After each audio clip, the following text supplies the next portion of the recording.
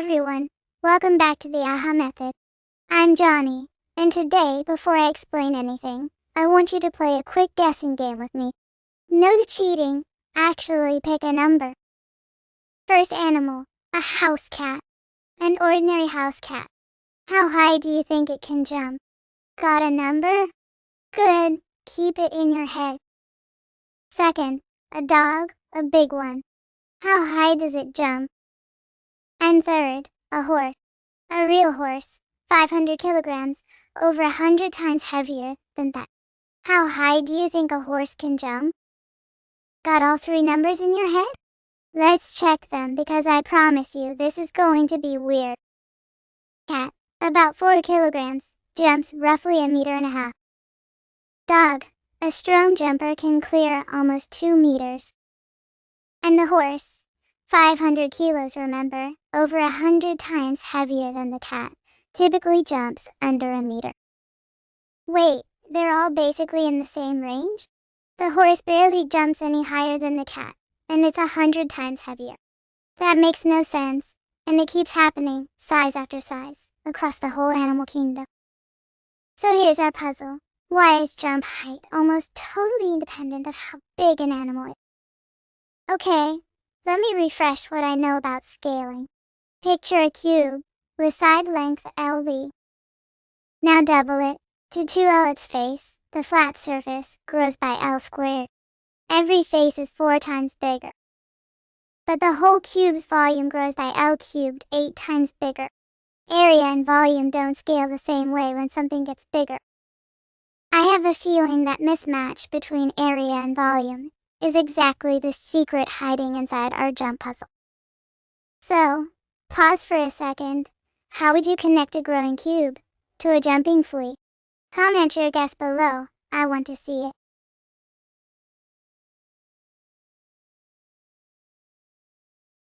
You know who loves this kind of puzzle? Let's bring in Sir Isaac Newton. Ah, the mechanics of jumping. A splendid puzzle. Let us reason it through together. Tell me what actually powers a jump. A muscle. It pulls, and that launches the animal upward. Precisely. And a muscle's pull, its force, comes from how many fibers work side by side. What does that depend on? Its cross-section. A thicker muscle has more fibers side by side, so force scales with area.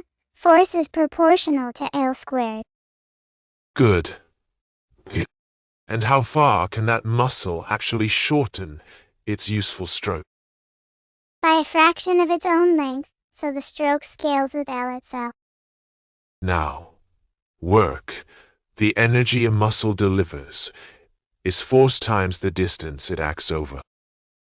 Force is L squared, distance is L, so work scales with L squared times L cubed. And the animal's mass? Muscle, bone, everything. It's all ordinary tissue, roughly the same density, no matter the animal. So mass scales with volume too, also L cubed. Then divide the energy available by the mass carrying it. The L cubed over L cubed, that's just 1. It's constant. It doesn't depend on at all. That constant is the kinetic energy per kilogram at takeoff, and that fixes the takeoff speed. Which means every reasonably built jumper leaves the ground at roughly the same speed, big or small. And a projectile's height depends only on its launch speed. So, Jump height doesn't depend on size? That is so weird, and it's exactly what we saw of the cat and the horse. look, plot jump height against body mass, across insects, humans, cats, dogs, and horses, spanning 100,000-fold range in weight. It's almost flat. No matter how heavy the axis gets, the dots barely climb. This isn't new, by the way. Over 2 centuries after my time, the physiologist A.V. Hill showed racehorses and greyhounds, 50 times apart in mass, top out at nearly the same running speed. Same idea, same reason. And I read that a fellow named Haldane once wrote, quote, a flea can jump about 2 feet, a man about 5, unquote. Same ballpark, wildly different animal. But look closely, and a few dots refuse to sit on that flat line. This little fellow, a bush baby, barely a quarter kilogram, jumps over 2 meters straight up. 2 meters? From something that fits in your hand? Its trick, an oversized tendon in the ankle, stretched like a bowstring by the muscle, then released almost instantly. A spring, hiding inside an ordinary leg. A kangaroo does something like that too, right? Its giant Achilles tendon? Just so. Which is why a kangaroo can hop for miles while barely spending any extra energy. The tendon gives most of it right back, bounce after bounce. Wait, one more guess. Could a flea jump as high as a horse exactly? Ah, now we meet the catch. Our whole argument assumed the muscle has enough time to do its work. Time? Power is energy delivered per unit time. And muscle has a hard ceiling on how much power it can produce. About 300 watts per kilogram, no matter whose muscle it is. A flea is so small, its entire push-off lasts a fraction of a millisecond.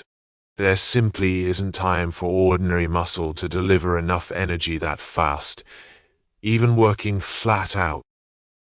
So a flea using muscle alone should barely jump at all. Correct.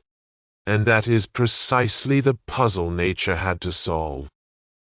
Its solution: don't push with the muscle directly.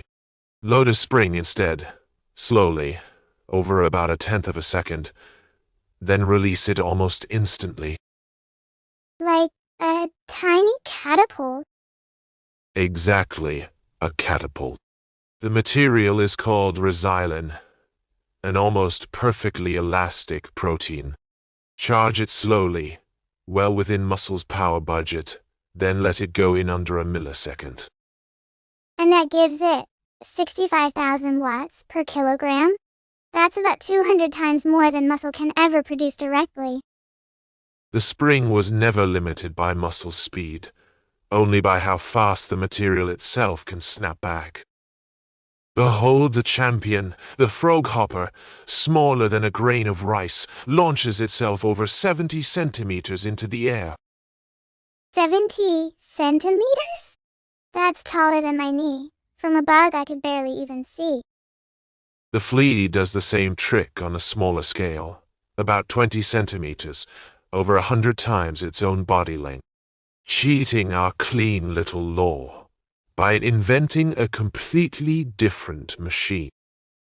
This slow charge, fast release trick turns out to be one of nature's favorite hacks. Trap your ants, snap their jaws shut with over 200,000 watts per kilogram.